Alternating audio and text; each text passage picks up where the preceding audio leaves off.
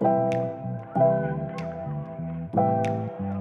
I play up game and then talk, I'm trying, Jennifer.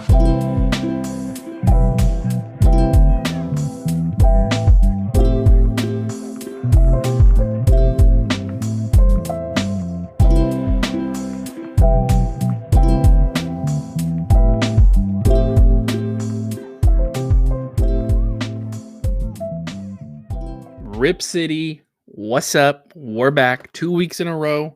We're back because it was the lotto tonight, the draft lotto.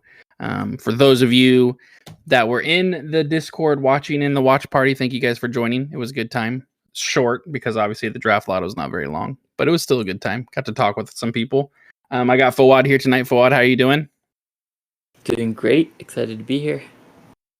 Yeah, we're just gonna hop right into it. We're not gonna talk beat around the bush. The lotto was tonight, obviously. We had the 5th best odds at getting the first. And I don't know about you, Fawad. This is my first time watching the lottery where we had like a pretty legitimate chance at getting number one. And my heart was racing. Like last year's it was, I was like, oh yeah. Then again, last year there wasn't a player like Wembanyama that there was this year. I think that was the reason more than our odds. Yeah, because we had a 10.5% chance to get the first pick. And for those of you that didn't get to watch it, we get to the 6th, 7th, and 8th pick of the draft, and that's more than likely where we would have we had better chance of being in the 6th, 7th, or 8th spot than we did 5, 4, 3, 2, or 1. So as we're counting down, we go from 8 to 7 to 6, and our name's not coming up.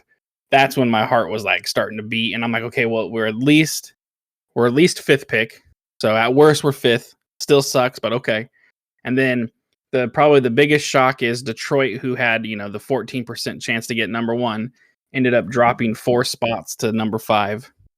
And then at that point, we're guaranteed at least a top 4 pick. So then I'm like, oh my! And we got Brandon Roy up there, So last time we had Brandon Roy, we got Greg Oden. We got the first pick with even less odds of getting it. So then the 4th pick went to Houston. So then we were guaranteed a top 3 pick. And that's really when I literally was shaking. Like my hands were like, I was shaking my knees. Like I couldn't sit still. And then unfortunately, our name popped up at the 3rd pick, which is still a very good pick. Whether we trade it, whether we keep it and use it, it's still a good pick. A lot of people think this draft is top heavy with the top 3 picks. I would say even more so this year than last year. I mean, last year, everyone was saying the top 3 picks were really important, really good players. And I feel like this year, obviously, Wembanyama's, light years beyond anybody else. But then you got Scoot and you got Brandon Miller. Those are the, right now, the consensus top 3 players. So, Fuad, how did you feel watching the lotto? Yeah, I was in there too, our little short watch party, and it was exciting. Like I'm kind of I don't want to say I'm a pessimist, but more of like a realist, I guess. So I was kind of preparing myself for that 6, even like maybe 7. I would have been really disappointed with 7, but like I had come to terms with us being 6. So I was ready for that. If it happened, I was gonna be okay with it.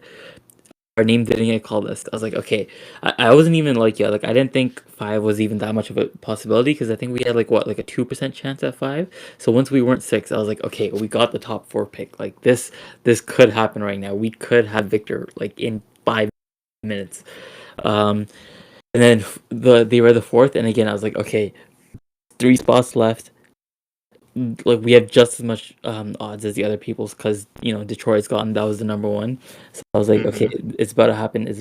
And then name was read at 3, and I was like, shoot. All right, but then again, 3 is a good pick. Obviously having the number 1 pick would have been insane. Like that's a generational talent that everyone is expecting. He's the next Tim Duncan, LeBron, AD, all these like consensus number 1 picks that come right out of the gate as borderline all-stars. Like people are expecting him to be that good. Zion, another one. And again, like you're talking about, last year we had similar odds. I think we were 1 spot lower, maybe. I think so. but there was no. Actually, I think we were 2, weren't we? Weren't we 6?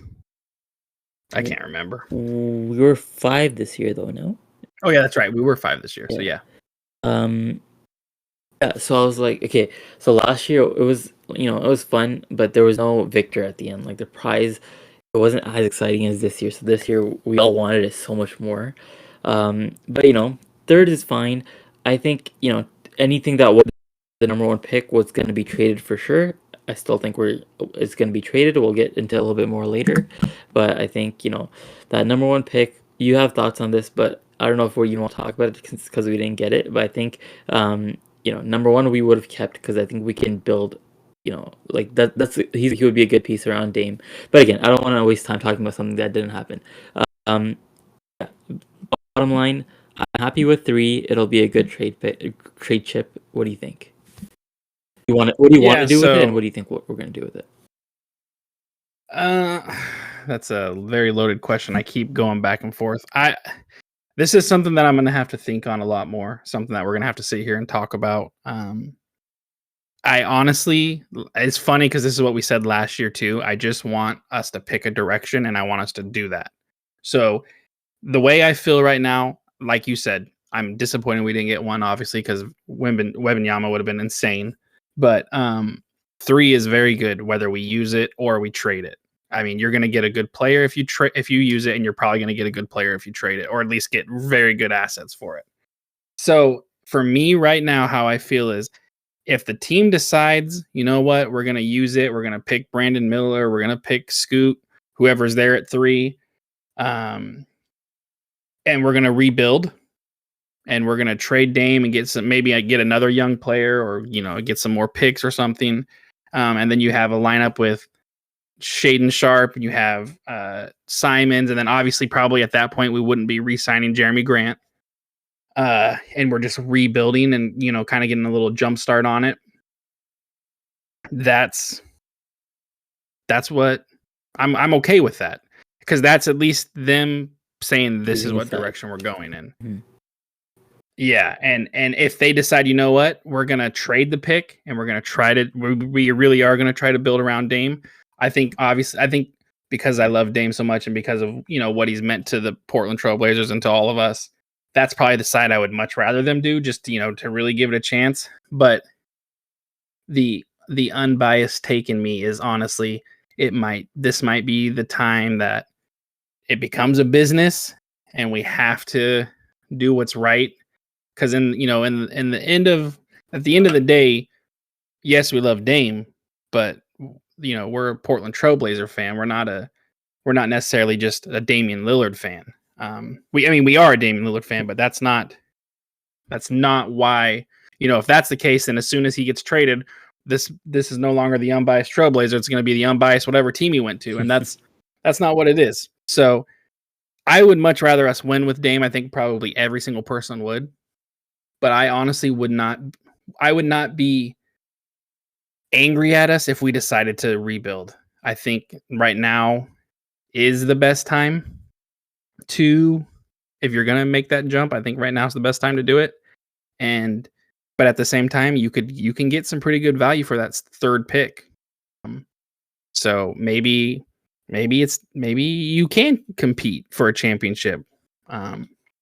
But there's so many factors that go into it.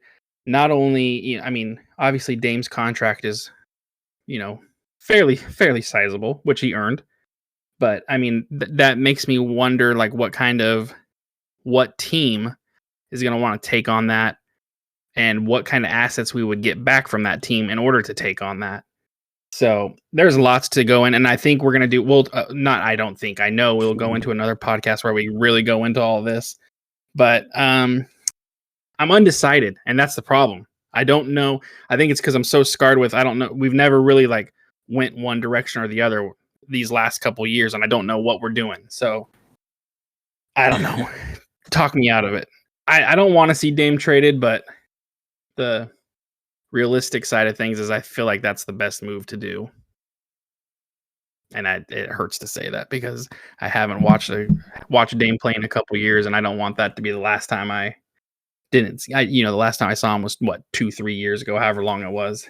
So But yeah, are you leaning either way on which way you would rather them do it? I'm gonna take the cop out answer and say I don't really care. Or sorry, it's not that I don't care. It's I'm not gonna spend too much time thinking about it because what I want to do is what Dane wants to do. If he wants to stay and build a team around him, that's what I want. If he wants to leave, that's what I want. The only thing I don't want is, and I actually want to get your thoughts on this, is if even if Dame wants to stay and we have a subpar team, a team that's not making the playoffs, and he wants to stay, I think we should versus rather than being like a 12 seed with Dame, rather just be a 15 seed. If Dame wants to stay, I don't care. Like I would want to keep him, but I don't think that situation would exist because I think for a playoff team, Dame would want out at this point. But as to what I personally prefer, like okay, we talked about this a little bit last time. I don't see a reasonable path to us building a contender, and I would love to see Dame join a contender.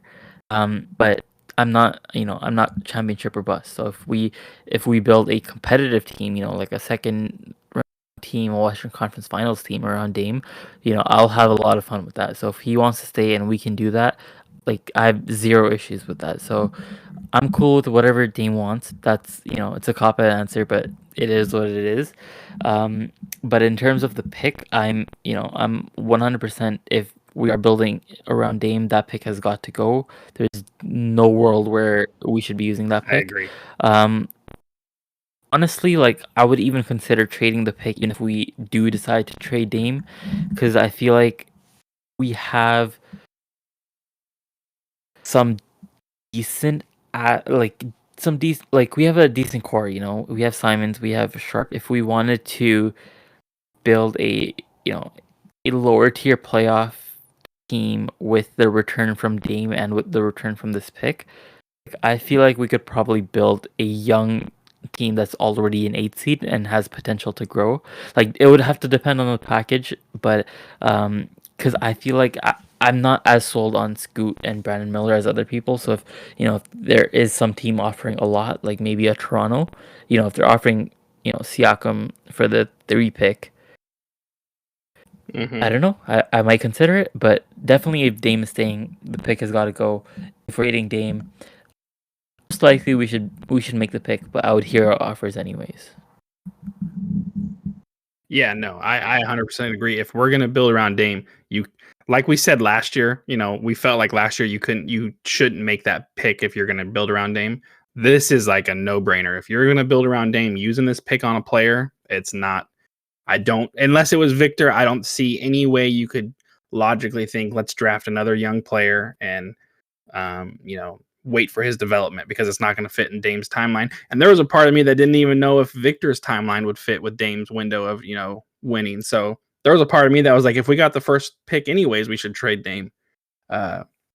It's crazy. It's crazy because it's something I never thought I would say is like, we got to trade Dame. And it's not because Dame isn't playing well or anything like that. I'm kind of with you. I don't see a way. We have waited too long to do things, and at this point, it's too late now.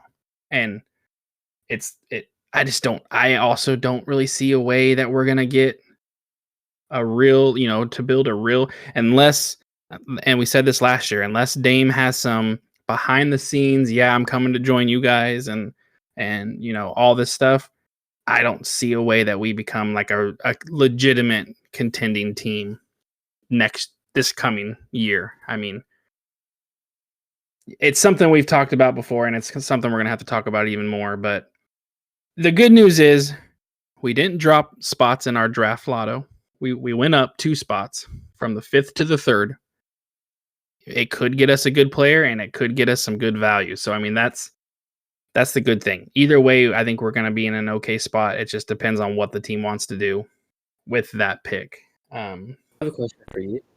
I know. It's a little Go bit for of it. a topic. So if you have any last thoughts, like go for it.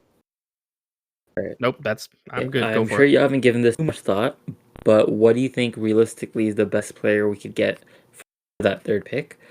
even if we have to package Simons with it, like either the pick alone or the pick and Simons. What do you think is the best player on the market that's realistically available?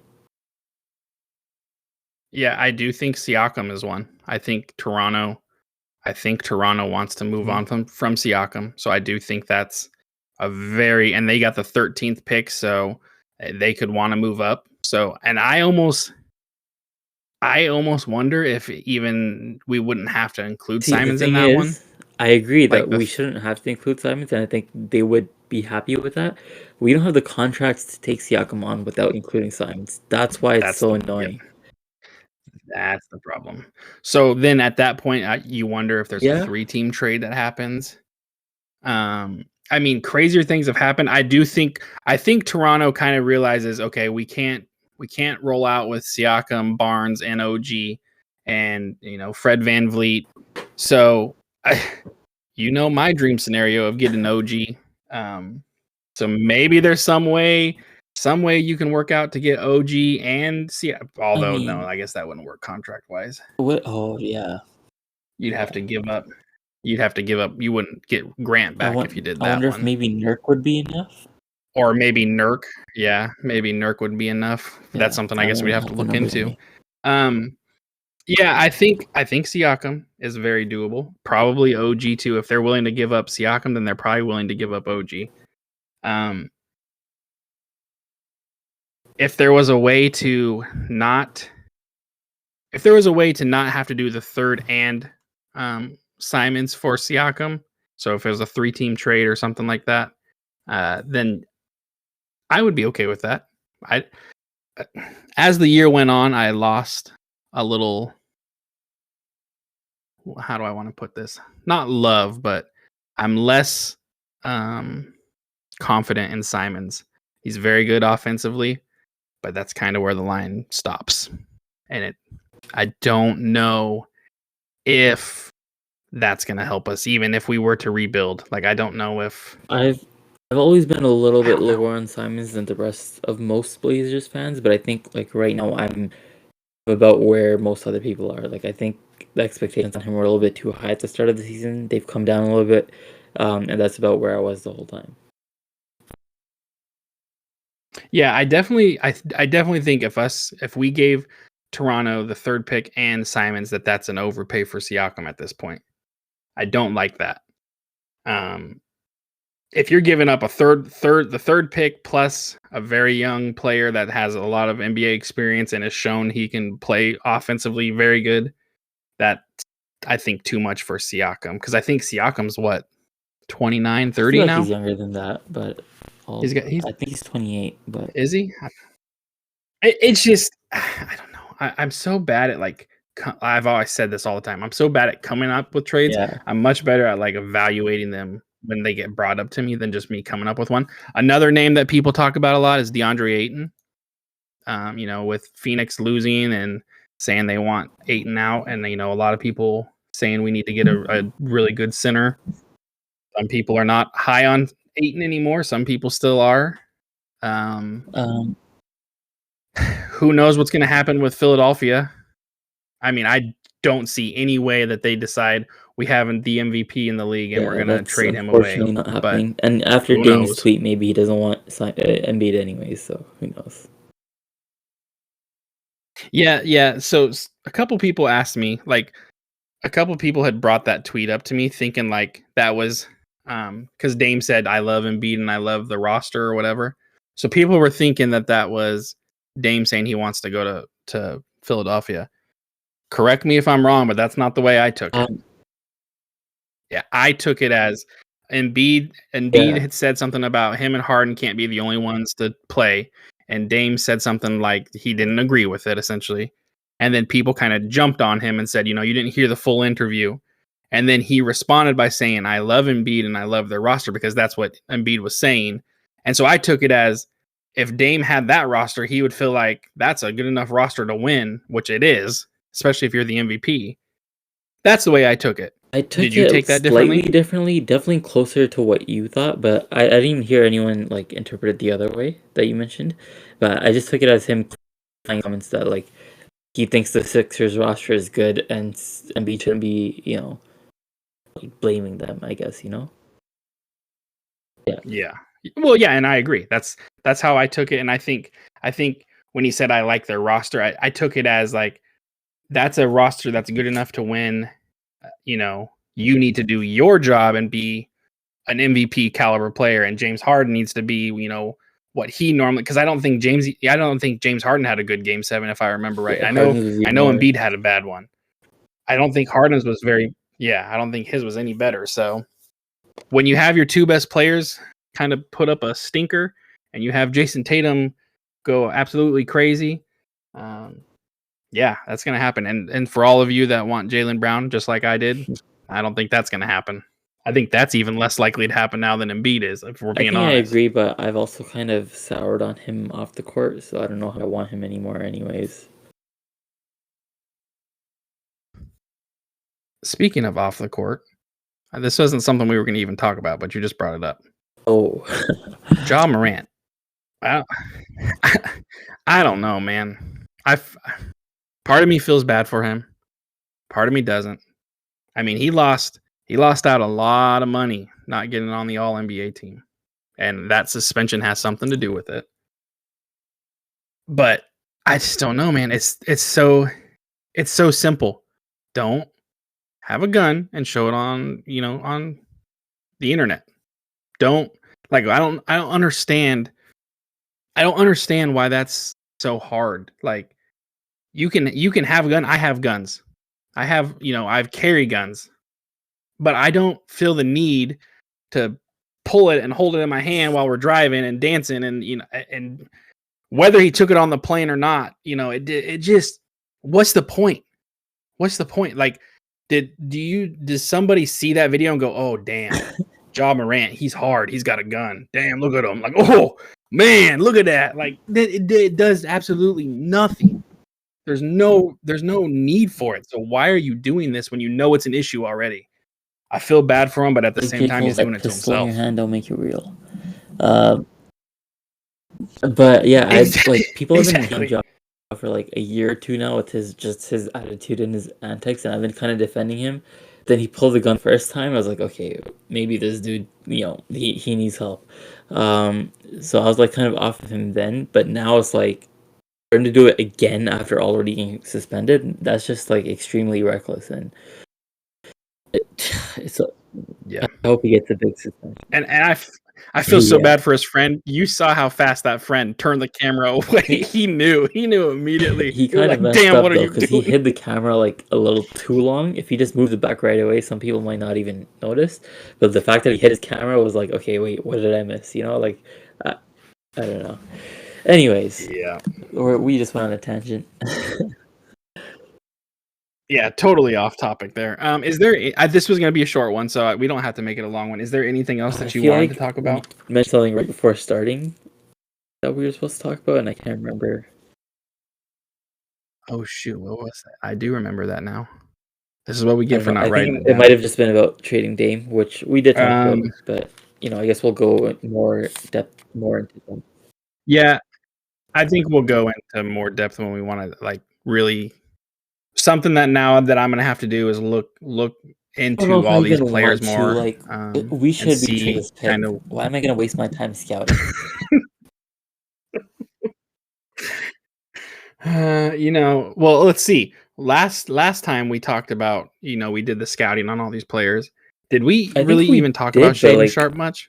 at that point, he was kind of mocked to go at 4 or 5, or not 4. He was about to go at 5, so we didn't focus on Oh, him that's too true. much because You're we didn't right. think he'd be in our range. But I do remember talking about him at least like once or twice. Yeah.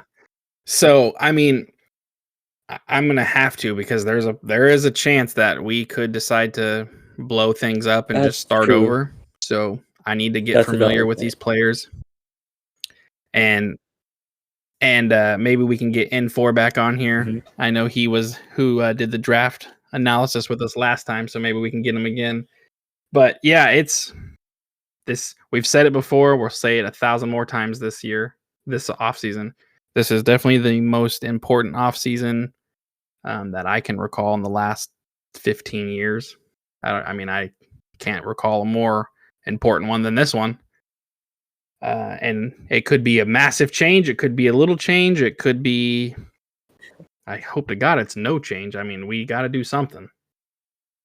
So, yeah, if there's nothing else, then I guess we can just wrap this one up because Just I one really last can't remember little, what else we were going to talk I about. guess, note to keep in mind: the draft is on June 22nd, so that's about 5 weeks. And I can probably guarantee you we'll do another watch party. So if you guys can't watch the game or you want to join in a party and watch talk with everybody and have a good time, we'll be hosting it on Discord. I think we did. Yeah, we did it last time. That was a good time. We all got I was in Italy throw a fit when we when didn't trade when it. I might have joined like right after Oh, the that's pick. right, I you don't were. remember, but it was at 2 a.m. It over was there, I right remember. after the pick. It was. I remember that. Oh, and then one last thing I just remembered. According to Ben Golliver, which Fawad, you made a good point, but according to Ben Golliver, this is how close we were to getting the number one. We were one, so it was. And honestly, I'll be honest with you, I don't understand how the draft lottery, the balls work, but this is what it says. The ping pong ball combo for the first pick was 14, 5, 8, and 2. And that obviously was the Spurs. The Portland Trailblazers held the combination 14, 5, 8, and 3. So we missed it just by one number. So we almost had the number one pick. But as Fawad said, it's not like a wheel where you're spinning and it's just the next number. It's a completely different ball. We just were one number off. Yeah. And I think someone said was it the Pacers had the same starting combo too, 14, 8, and 5 or whatever. So it's unfortunate. We were close. It was exciting. Got my heart racing. But now there's some work to be done. Joe Cronin's got his work cut out for him. Okay, well, if that's all you got, that's all I've got. All right, this will be a wrap. All right, everyone that's listening, thank you for listening as always. Rip City, baby. And we're back. I totally forgot something. I totally forgot something. Fawad, you're still here, right? Big news. The one and only Fawad got into med school. Everybody give Fawad some love. He's in med school. He's going to be a doctor. Thanks, man. I'm still shaking because of it. It's been, I think, exactly a week today since I found out, and it's unbelievable, man. Like you especially like how long I've been trying for, and I didn't know if it would happen, but it's insane. I'm so excited. I can't wait. Yeah, when you told me, I was like, about damn time, because you have been trying for a while, and I can just tell you right now, we're so excited. And if anyone has a rash, just let Fawad know. He's gonna get it for you. He'll get it solved. Okay. Any rashes, Fawad's on it. Okay. Now for real, that is the end. Once again, Fawad, congratulations. You're gonna make a very, very good doctor. I already know it. I hope so. All right, everyone. Unbelievable. Have a good night. Fawad, Dr. Fawad. That's oh shit. Uh-oh. Dr. Fawad. Here we go. All right, everybody, have a good night. Rip City, baby. Thanks to My Life Pursuing for the music used on the intros and the outros of this podcast. You can check them out on all major streaming platforms at My Life Pursuing.